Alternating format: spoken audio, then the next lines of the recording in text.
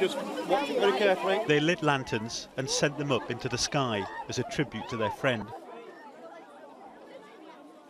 At the local school, they wanted to do something together. It is the beginning, perhaps, of a process of coming to terms with the unimaginable horror of what's happened. Earlier, flowers paying tribute to Jade had arrived in a steady stream.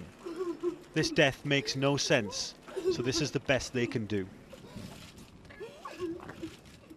14-year-old Jade Anderson was described as a quiet girl who was popular, and when she came to visit her friend's house, she would have seen this sign on the fence, and she would have known that the owners let the dogs run free inside. For a moment she was left home alone, her friend at a neighbour's house heating up lunch, away for just a few minutes. That's when the dogs turned. At this point, Jade was in the living room at the back of the property.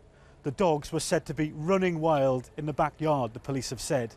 When officers arrived, they used shields to contain the animals in the yard, but they then had to shoot 4 of the 5 dogs then and there so they could get to Jade, but she had already died. Eyewitnesses described a scene of panic, of chaos. Just a big massive rush saying, "Oh, where's my daughter?" Then the mum come, obviously devastated, you know.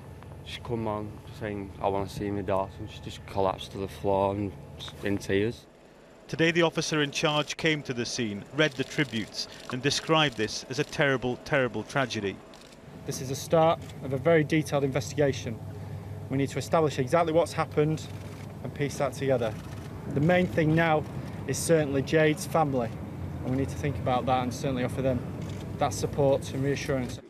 At the school Jade had attended for just 9 months, her head teacher said she'd already made her mark.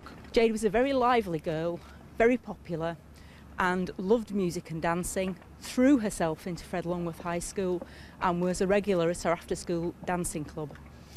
On Friday, which turned out to be her last day in school, she was given a progress report and was told how well she was doing since she's arrived here.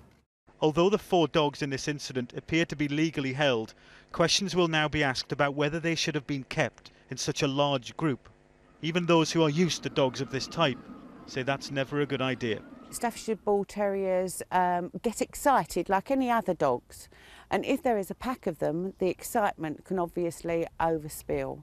That is why I never ever have my dogs together on their own.